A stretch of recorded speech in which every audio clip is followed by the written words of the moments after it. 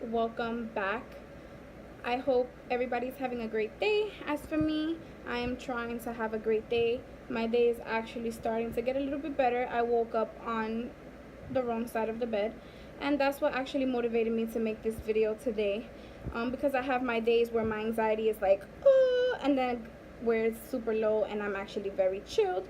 But today is somewhat like right here in the middle. A lot of people been asking me to make a video about my alopecia story. So yes, I do suffer from alopecia areata.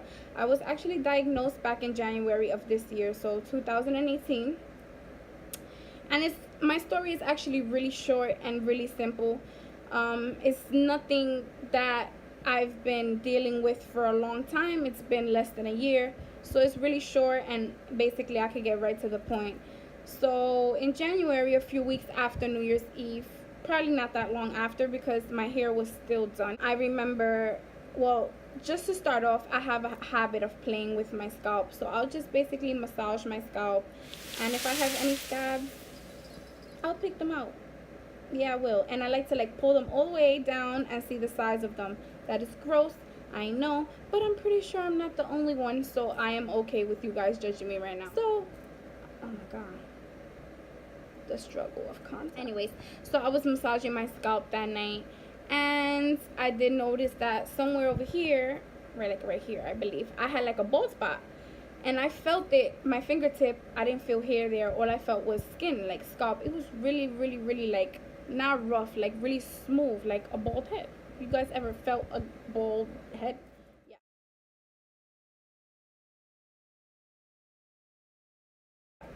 So I was freaking out. I'm like, what? Where's my hair? I'm like, there's no way. At this point I'm bugging out.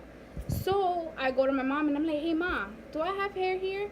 She's like, no, you don't have hair here there. But she said it's so calm because I've had surgery on my head before. So over here and then back down here, I have scars and my hair doesn't grow back. I guess them putting in the stitches, it burned my hair follicles and I don't grow hair here. So she said that calm, and she's like, no, you never had hair there. That's where you had surgery. I'm like, no. I'm like, no. I'm like, no. No. I didn't have surgery there. I had surgery here and in the back, not over here.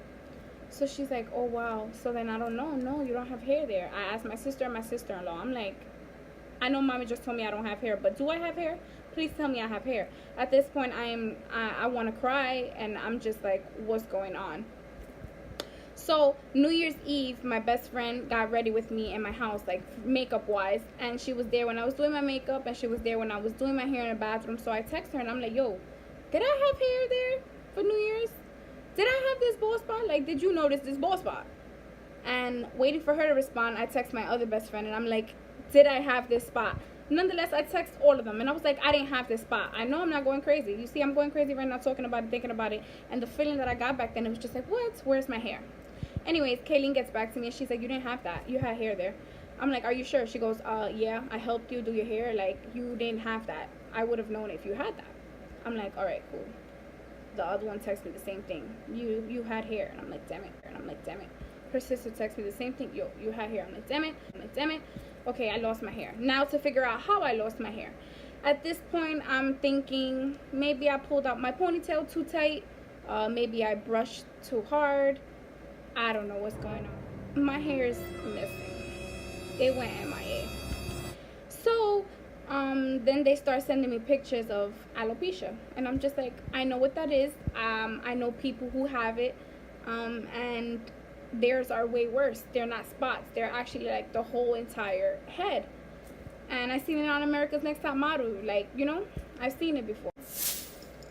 Actually, America's Next Top Model was after that. After I got diagnosed. Yes. After I got diagnosed in America's Next Top Model. But she didn't have any hair. So you see how it could be different? Anyways, back to the story. So Kayleen's like, yo, maybe you have alopecia. I'm like, me, alopecia? I would have been showed signs. I mean, from what I think, I would have been showed signs. I would have been lost hair and whatever the case is. I always lost hair, like detangling my hair after I wash it on the brush and stuff. But that's everybody, you know? So my sister's like, oh, maybe you should just go to the dermatologist tomorrow morning and just, you know, clarify everything. But most likely that's what you have, because we googled pictures and it looked the same.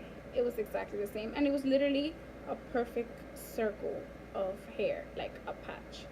Okay, I'm crying at this point, and I'm crying, and I can't stop crying because I really just thought, if I have this, I'm gonna lose everything. I'm just gonna lose all my hair, and I have an attachment with my hair. It's a hate and love relationship, but it's it's there.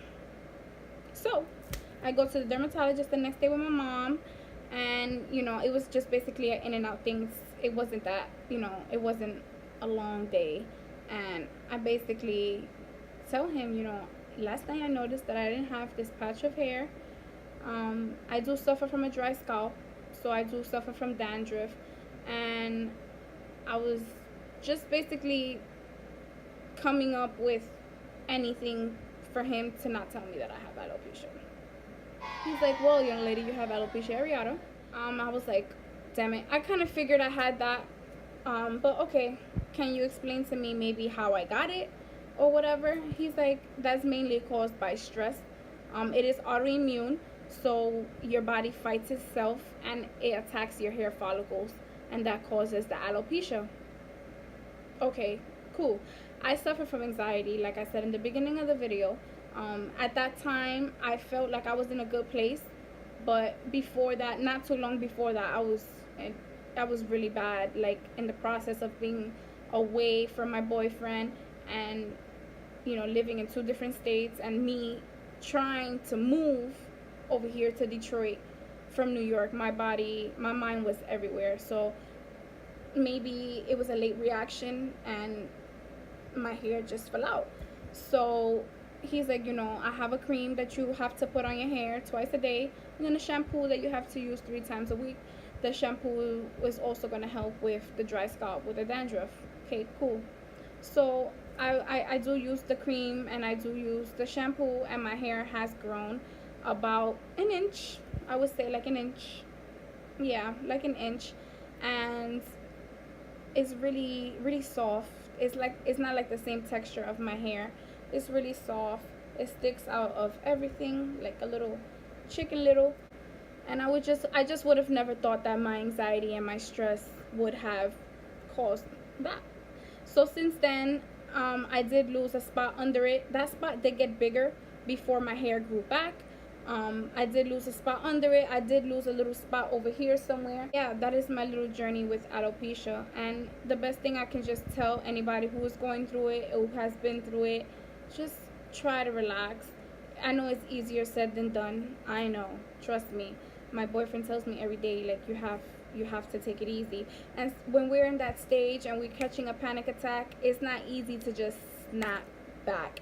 It's really not easy. And until you've had an attack, or till you've suffered from what we suffered through, it's not easy to bounce back. I know when I have a panic attack, depending how bad it is, I can cry for up to like 3 hours. My body is like a rock. My legs, I cannot move my legs. I can't even walk. Sometimes I can't even talk. Like, I slur.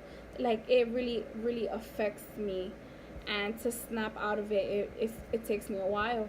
But I try not to let my stress get to that point anymore. Like, once I feel like I'm starting to get nervous, or I'm starting to get anxious, or I'm overthinking, I try to distract myself with any little thing, whether it's calling somebody or texting somebody. I really try not to get to that point, because I want hair on my head, and I don't want to be in that dark place that I was a few years back when I fell into like a depression. It's really not easy. It's really not easy to overcome, and I really give it to all of us out there who suffer from what I suffered through, and I give you all the credit in the world to when you snap yourself out of it and you're just going about your day. It's so easier said than done, and I just want to give you guys a pat on the back, because it's it's it's a feeling that I can't even put into words sometimes, because that's just how hard it hits me. I am actually really, really, really like satisfied with everything right now. and I haven't really been stressing, and it's amazing. I can officially say it's amazing to just wake up and go to sleep without having an attack. So guys, thank you guys for watching. If you guys have any other things that you want to hear, any other videos that you want me to make, please leave a comment down below. Don't forget to give this video a big thumbs up and subscribe, guys, please. So yeah, I hope you guys enjoy the rest of your day. As for me, I am actually about to make dinner and then go pick up my sugar booger from work, and that'll be my day. So I'll see you guys soon. Again, thanks for watching, and peace out.